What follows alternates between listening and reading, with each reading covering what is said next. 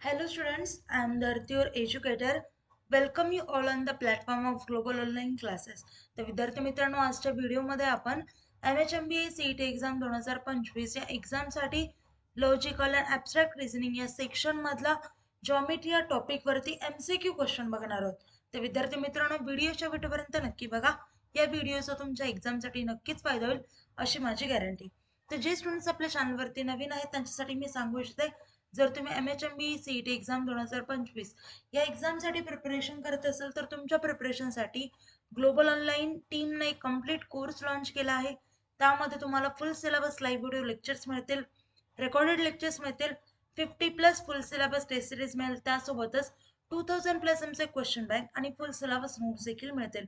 पहा, सर्व गोष्टी तुम्हाला एकाच कोर्समध्ये आणि ते पण 2100 रुपयांमध्ये अवेलेबल करून देण्यात आले आहेत.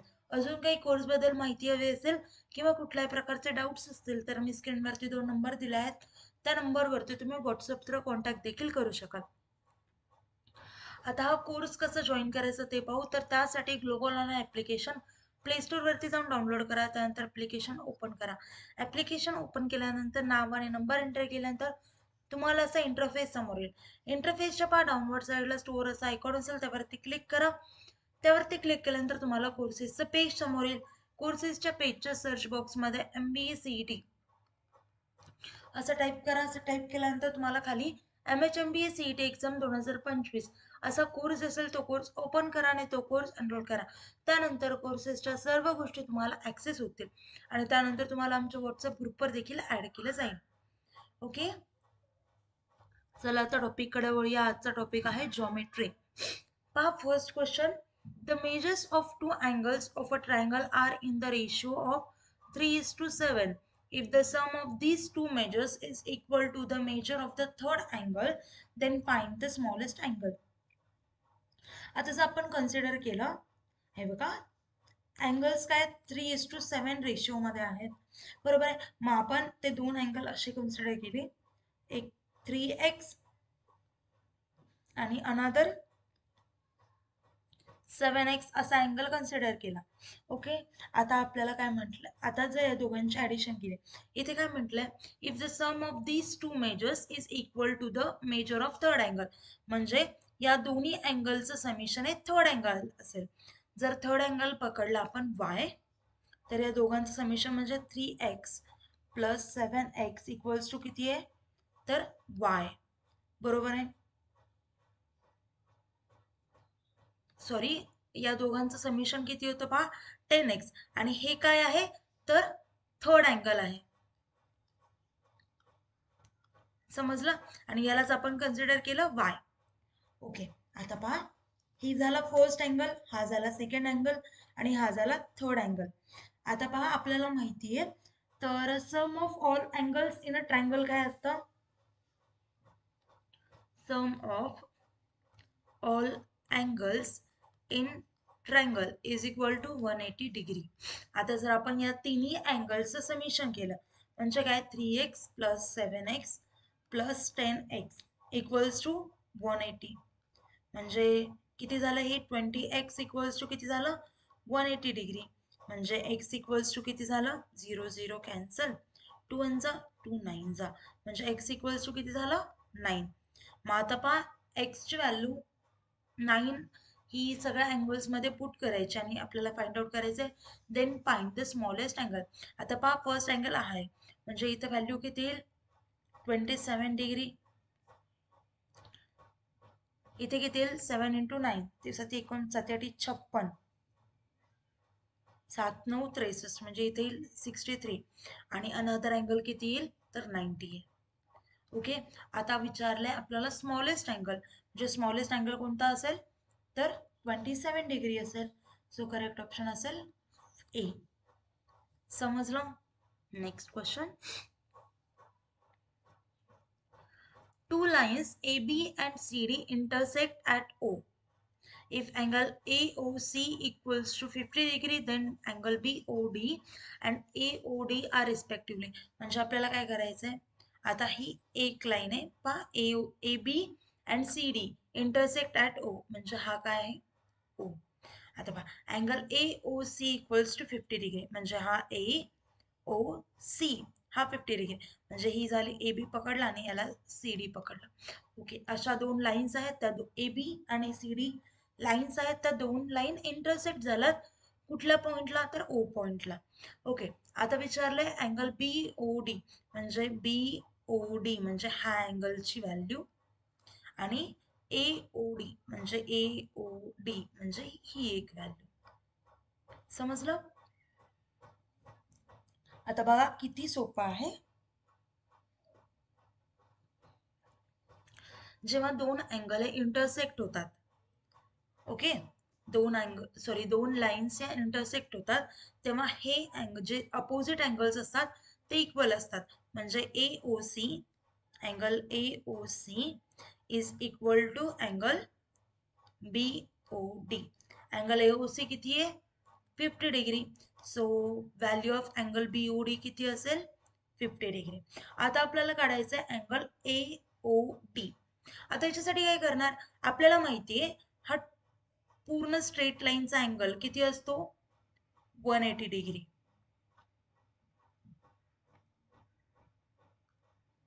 बरोबर आहे, हे किती असतं? 180 डिग्री. मग आता आपल्याला माहितीये पहा, ही एक लाईन आहे, आपल्याला हे माहिती आहे, आपल्याला हे काढायचंय आणि आपल्याला हे पूर्ण माहिती, तर आपल्याला काय करावं लागेल?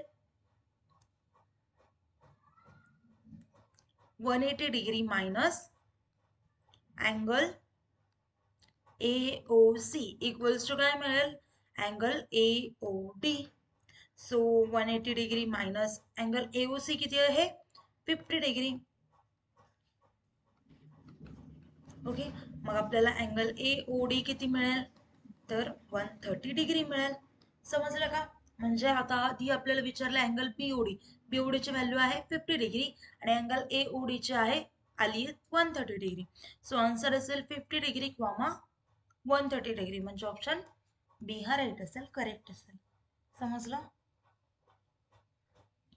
नेक्स्ट क्वेश्चन पहा. Two angles are complementary if the sum of their measures is किती असतं? तर 90 डिग्री. जर ते म्हणजे पहा, जर एखादा अँगल असेल आणि ते म्हटलंय आपल्याला सप्लिमेंटरी, हे दोन अँगल जर सप्लिमेंटरी आहेत असं म्हटलंय, तर या दोघांची ऍडिशन ही किती होती? तर 90 डिग्री होती. ओके, आता जर आपल्याला त्या हिंची ऍडिशन, आता पहा इथं आलं म्हणून ऑप्शन किती येतो? तर ए येतो. आता तिथं म्हटलं असेल two angles are supplementary if the sum of their measures is 180 degree, म्हणजे दोन अँगल्स ची ऍडिशन जर 180 डिग्री होत असेल तर ते दोघं एकमेकांचे सप्लिमेंटरी अँगल्स आहेत. समजलं?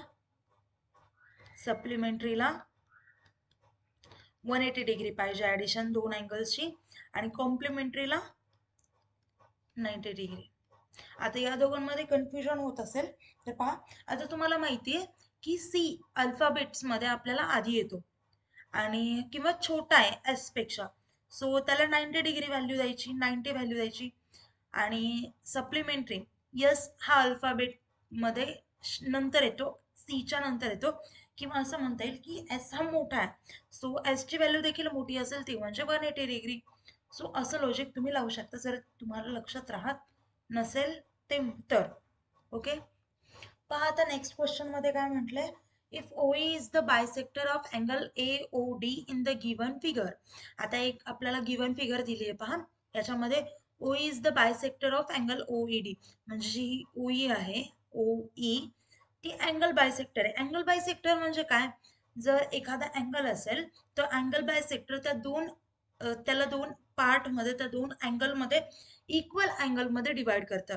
म्हणजे हा जेवढा अँगल आहे तेवढाच हा अँगल असेल. ओके, म्हणजे हा एक्स आहे तर हा देखील काय होईल? एक्स. आता पहा गिवन काय काय आपल्याला, अँगल BOC दिले 132 डिग्री, अँगल AOC आहे y डिग्री, अँगल AOE आहे x आणि अँगल DOE आहे x. आता आपल्याला फाइंड आउट करायचं x आणि y च्या value, x degree y degree. Okay. So आता काय करणार, आपल्याला माहिती आहे की अँगल BOA किती आहे, ही स्ट्रेट लाईन आणि स्ट्रेट लाईनचा अँगल किती असतो, तर 180 डिग्री असतो.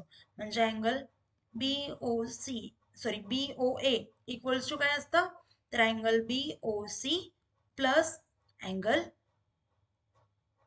AOC, म्हणजे ही पूर्ण लाईनचा अँगल काय असेल, अँगल हा प्लस अँगल हा. ओके. मग आता BOA किती असतं, 180 डिग्री आहे कारण ती स्ट्रेट लाईन आहे.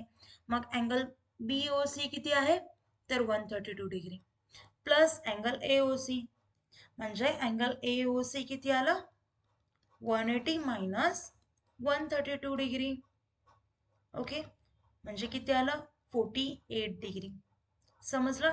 अँगल AOC आलं, म्हणजेच अँगल AOC म्हणजे y, म्हणजे y ची व्हॅल्यू किती आली, 48 डिग्री. आता आपल्याला फाइंड आउट करायचंय x. आता पहा, अँगल DOC इक्वल्स टू काय असेल, अँगल DOC पहा ही स्ट्रेट लाईन काय असेल, x plus x plus y, म्हणजे x plus x plus y. आता DOC किती आहे, 180 degree. Okay, x plus x 2x, y ची व्हॅल्यू आपल्याला माहिती आहे 48 degree. Okay, 180 degree minus 132 degree equals to किती येतं, सॉरी 180 मायनस 48 डिग्री किती येतं, तर 132 डिग्री येतं. Okay, equals to 2x. पहा आता 132 डिवायडेड बाय 2 केल्यावरती किती येईल, तर x इक्वल्स टू 66 डिग्री येईल. समजलं. म्हणजे x ची व्हॅल्यू 66 आणि y ची व्हॅल्यू 48, म्हणजे 66, 48 डिग्री हे आन्सर असेल. म्हणजे ऑप्शन बी हा करेक्ट असेल. समजलं. ओके, नेक्स्ट क्वेश्चन पहा. The angles of a triangle are in the ratio 2:3:7. The measure of the smallest angle is. आता आपल्याला माहिती आहे, आता या अँगल्सला आपण कन्सिडर केलं 2x, 3x, 7x. आता आपल्याला एक ट्रायंगलची प्रॉपर्टी माहिती आहे, तर sum of all angles in a triangle of a triangle is equal to किती असते, sum of all angles of a triangle किती असतं, तर 180 डिग्री असतं. आता सगळे अँगल्स आपल्याला माहिती आहेत, 2x plus 3x plus 7x equals to किती येईल, तर 180 degree. 2x plus 3x 5x plus 7x 12x equals to 180 degree. म्हणजे x इक्वल्स टू काय येईल पहा, पहा 6 दोन्ही 12, 6 त्रिक 18, म्हणजे इथे आलं 6, बेक बे बे पण वंजा फायजा, म्हणजे x ची व्हॅल्यू किती आली, तर 15 डिग्री आली. ओके, आता पहा इथे सगळे अँगल्स काढायचं. फर्स्ट अँगल कुठे, 2x, म्हणजे 2 इंटू 15 इक्वल्स टू आला 30 डिग्री फर्स्ट अँगल आला. नेक्स्ट अँगल 3x आहे, म्हणजे 3 इंटू 15 म्हणजे 45 डिग्री. नंतर आहे 7x, म्हणजे 15 इंटू 7. आता त्याचं कॅल्क्युलेशन करा तुम्ही. आता हे बघा, ह्याचं कॅल्क्युलेशन करा आणि अँगल काढा. आता इथे आपल्याला विचारलंय स्मॉलेस्ट अँगल. स्मॉलेस्ट अँगल कोणता असेल, 30 डिग्री, म्हणजे ऑप्शन कुठला राईट असेल, तर ऑप्शन डी हा करेक्ट असेल. आता लार्जेस्ट अँगल काढा. चला, 15 15 15 60 15 50 50 50 तर 5 धरसे, म्हणजे 105 डिग्री अँगल असेल लार्जेस्ट. आता इथे जर विचारलं असतं आपल्याला लार्जेस्ट अँगल कोणता असेल, तर आपण काय म्हणणार, 105 डिग्री. पण इथे स्मॉलेस्ट अँगल विचारलाय, सो आन्सर असेल डी ऑप्शन 30 डिग्री. पहा नेक्स्ट क्वेश्चन मध्ये काय म्हटलंय, angle ABC is right angle at A, म्हणजे एक अँगल आहे, एक ट्रायंगल आहे आणि तो राईट अँगल आहे. मग आपण एक राईट अँगल ट्रायंगल काढून घेतला. ओके, काढला. आता इथे काय म्हटलंय, राईट अँगल ऍट ए, म्हणजे राईट अँगल कुठे आहे, तर ए ला आहे. सो इथे येईल ए, आणि अँगल ट्रायंगल कोणता आहे, तर ABC. सो इथे बी आणि इथे सी कन्सिडर केलं. आता इथे म्हटलंय आपल्याला AB इक्वल्स टू 24, सो इथे कन्सिडर केलं 24, आणि AC इक्वल्स टू 7. आता आपल्याला काढायचं BC. BC equals to what, आता पहा पायथागोरस थेरम यूज करायचा. पायथागोरस थेरम काय म्हणतो, AB square plus AC square equals to BC square. AB माहिती आहे 24 चा square plus AC 7 square equals to BC square. 24 square 576 plus 49 equals to BC square. 576 plus 49 किती येतं, 625 equals to BC square. BC equals to किती येईल मग, 25.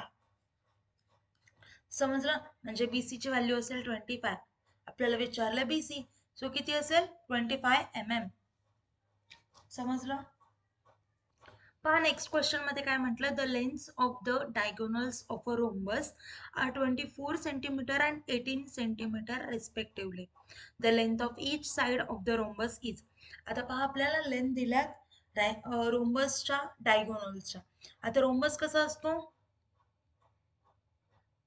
हा असा, बरोबर आहे. आता ही एक डायगोनल झाली रोम्बसची आणि ही एक. आता या रोम्बसला नाव द्या ABCD आणि जिथे इंटरसेक्ट करताय दोन डायगोनल त्या पॉइंटला द्या O नाव. ओके. आता आपल्याला माहिती आहे ABCD हा डायगोनल रोम्बस आहे आणि ज्याची AC ची व्हॅल्यू आहे 24 सेंटीमीटर आणि BD ची व्हॅल्यू आहे 18 सेंटीमीटर. ओके, इथपर्यंत आपल्याला क्लिअर आहे. आता ज्या आपल्याला माहिती आहे की ज्या रोम्बसच्या डायगोनल असतात त्या एकमेकांना 90 डिग्री अँगल मध्ये इंटरसेक्ट करतात. ओके, सो इथे पहा काय होईल, म्हणजे OA आणि दोन इक्वल पार्ट मध्ये डिवाइड करतात. म्हणजे AC इक्वल्स टू किती आहे 24 सेंटीमीटर, बरोबर आहे. मग AO किती असेल तर 12 सेंटीमीटर असेल आणि OC हा 12 असेल. समजलं का, कारण ते दोन इक्वल पार्ट मध्ये डिवाइड होतात. आता BD चं देखील तसंच आहे. BD टोटल किती आहे 18 आहे, म्हणजे BO हा 9 असेल आणि DO हा 9 असेल. समजलं. आता पहा आपल्याला फाइंड आउट करायचं length of each side of the rhombus. आता आपल्याला माहिती आहे हा किती असतो 90 डिग्री मध्ये 90 डिग्री अँगल इथं तयार होतो रोम्बसच्या डायगोनल मुळे. ओके, सो ही आपल्याला माहिती आहे OD ची व्हॅल्यू किती किंवा DO ची व्हॅल्यू 9 आहे. OC ची व्हॅल्यू आपल्याला माहिती आहे 12 आहे. सो आपल्याला साइड काढायची म्हणजे CD किंवा CD काढायची आणि रोम्बसच्या सगळ्या साइड ह्या इक्वल असतात. ओके, म्हणजे CD इक्वल्स टू काय येणार तर OD square plus OC square. इथे काय वापरला आपण पायथागोरस थेरम वापरला. OD इक्वल्स टू काय 9 square plus OC 12 square. 9 square 81 plus 12 square 144 म्हणजे किती येईल तर रूट ऑफ 225 म्हणजे CD इक्वल्स टू किती येईल तर 15 सेंटीमीटर येईल. म्हणजे या रोम्बसची साइड किती असेल तर 15 सेंटीमीटर असेल. म्हणजे ऑप्शन कुठला राईट असेल तर C ऑप्शन हा करेक्ट असेल. समजलं. ओके, तर विद्यार्थी मित्रांनो आता व्हिडिओ इथंच थांबूया. काही डाऊट्स असेल तर मला कमेंट डाऊन करा आणि आपण जो कोर्स लॉन्च केला आहे तो नक्कीच जॉईन करा. Thank you. Have a nice day. Bye.